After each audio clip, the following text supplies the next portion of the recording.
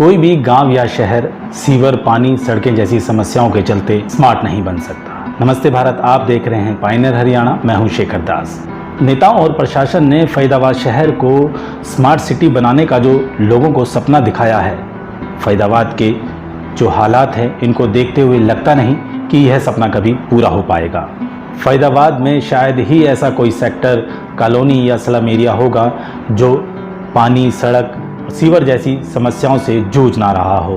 तस्वीरों में दिखाई दे रहा नज़ारा सेक्टर 48 का है, जहां पर रहने वाले लोगों ने बताया कि वह एक लंबे समय से सीवर ओवरफ्लो की समस्या से परेशान है। इस परेशानी से छुटकारा पाने के लिए वह लोग कई बार यहां की विधायक सीमा त्रिखा व मंत्री कृष्णपाल के घर के चक्कर काट चुके हैं, पर शायद उन्हें इन पर दया नहीं आती, जिसके चलते वह लोग इस नरक की जिंदगी जीने को मजबूर हैं। और क्या कहना है अपनी समस्याओं के बारे में वहां रहने वाले लोगों का, आइए जानते हैं पायनियर हरियाणा की एक खास रिपोर्ट में। सर, पायनियर समाचार का मैं बहुत बहुत धन्यवाद करता हूं, जो कि आज सेक्टर 48 में हमारी समस्याओं जो हम नरक में जी रहे हैं उनको कवरेज करने के लिए आए हैं। मेरा नाम शीशपाल कंबोज है, मैं RW सेक्टर 48 का जनरल सेक्रेटरी हूं और मेरे साथ ये सारे रेजिडेंस वाले खड़े हैं जो कि बहुत पिछले 1 साल से इस सीवरेज की समस्या से परेशान हैं। तो मैं आपको अपने सीवरेज का जो लाइव दिखाता हूँ, कैसे सीवर बह रहे हैं। और हमने इस सीवरेज के सिस्टम के लिए पिछले 1 साल से डिपार्टमेंट, नगर निगम को भी कंप्लेंट दी है,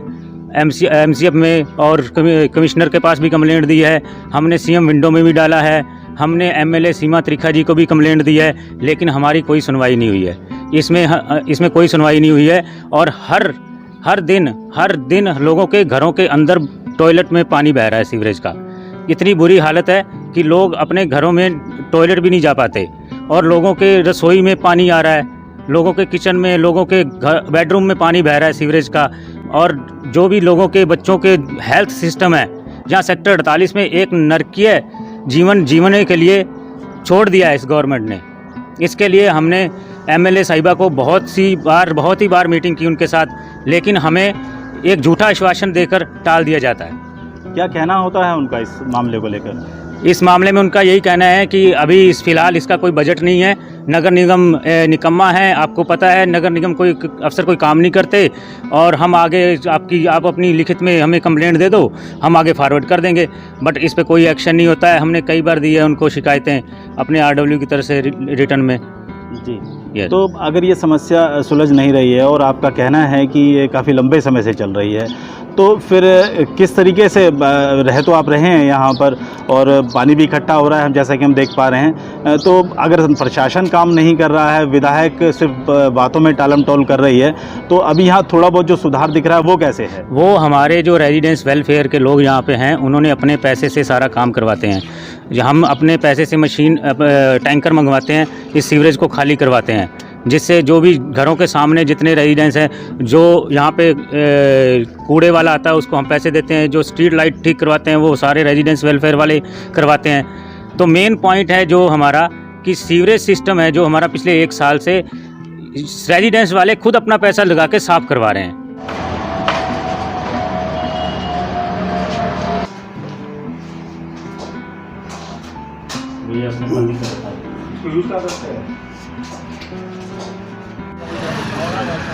सर, अभी हमने देखा कि आपके घर में सीवरेज का पानी भरा हुआ है, और कब से है ये समस्या, क्या कहेंगे इस पर? ये करीबन 6 महीने से समस्या आ रही है। बार बार हमने MCF में लेटर भी दिए हैं और उसमें एप्लीकेशन भी लगाई है हमने सीमा त्रिखा जी को भी, लेकिन कोई भी समस्या का हल नहीं हो रहा है। मशीनें आती भी हैं, फ़ोटो खींचते हैं यहाँ पे और चले जाते हैं। सर, मेरा नाम TN सिंह है, मैं RW सेक्टर 48 का प्रेसिडेंट हूँ।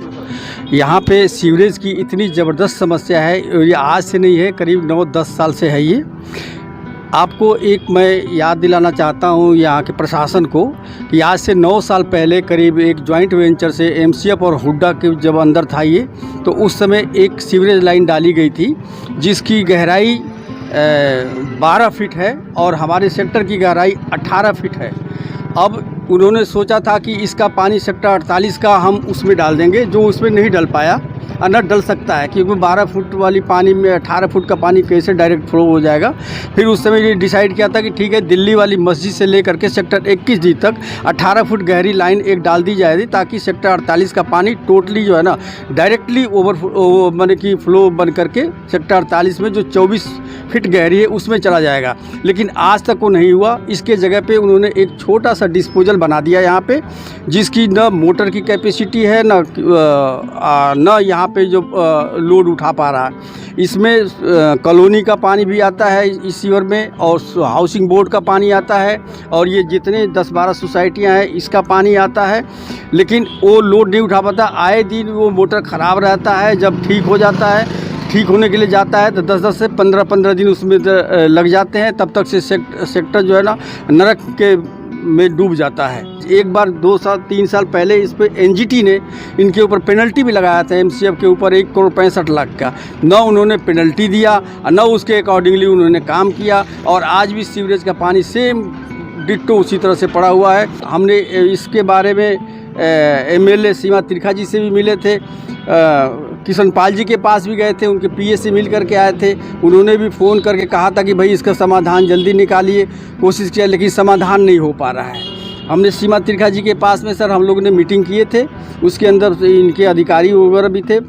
तो उस समय एक ही बात कहे थे कि हमने कहा कि यार छोटे मोटे काम हम लोग करवा देते हैं, और तो उन लोगों ने हमारे ऊपर नाराज़ हो गए कि आप लोग क्यों ऐसे करते हो, हैं आपको किसने अथॉरिटी किया हुआ है कि आप गवर्नमेंट का काम आप करोगे। हमने कहा कि सर क्या करेंगे, अगर आप हमें करने नहीं देंगे, आप खुद करेंगे नहीं, तो बताइए हम सेक्टर वाले कहाँ जाएँ।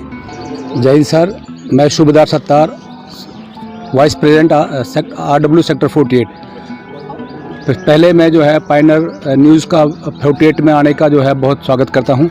आप जैसे देख रहे हैं कि मेरे पीछे जो है यहाँ जलमग्न हो रहा है। अब चाहे तो इसमें किश्ती भी चला सकते हैं। इसके लिए जो है ना हम लोगों ने अपनी तरफ से पूरे RW ने काफ़ी मिट्टी डलवाई। उसके बावजूद भी जो है यहाँ पानी का जो है भराव रहता है, क्योंकि पीछे जो सीवर है उसमें से हमेशा जो है ना ओवरफ्लो होता रहता है, जिस कारण जो है हमारे लोगों को यहाँ जो है रहने का भी बहुत ज़्यादा जो है परेशानी हो रही है। अभी गर्मी आ रही है, मच्छर होंगे, और जो है मलेरिया और डेंगू का भी जो है ना प्रकोप हो रहा है। हम लोगों ने इसके लिए जो है ना माननीय विधायिका सीमा त्रिकासी जी से भी गुहार लगाई, एमसीएफ के हर पदाधिकारी, जेई, एक्शन, एसडीओ, एससी से भी लगाया, परंतु आज तक जो है ना उन्होंने हाँ जरूर कहा है, परंतु काम नहीं किया।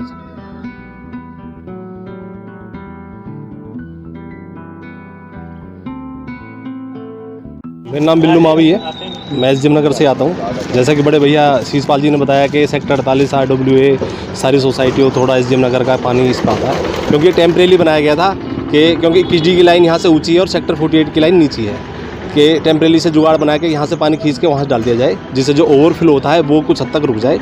लेकिन इसकी तरफ भी सरकार का कोई ध्यान नहीं है, इसको भी अनदेखा कर रखा है। कोई इस पर ऑपरेटर नहीं है, मशीनें अगर ख़राब हो जाती तो ख़राब रहती है, जिसका कोई भी मतलब समाधान नहीं है सरकार के पास। और इस ख़राब होने से वहाँ पानी ओवरफ्लो होता है, जिससे घरों में पानी जाता है।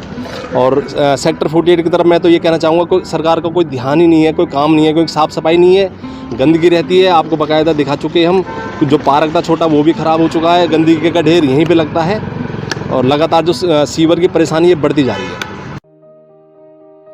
राष्ट्रीय समाचार पत्र पायनर हरियाणा पढ़ने के लिए डाउनलोड करें हमारी वेबसाइट पर प्रकाशित ई-पेपर। दिन भर की छोटी बड़ी खबरें देखने के लिए सब्सक्राइब करें हमारे YouTube चैनल को। वीडियो को लाइक, शेयर और कमेंट करना ना भूलें।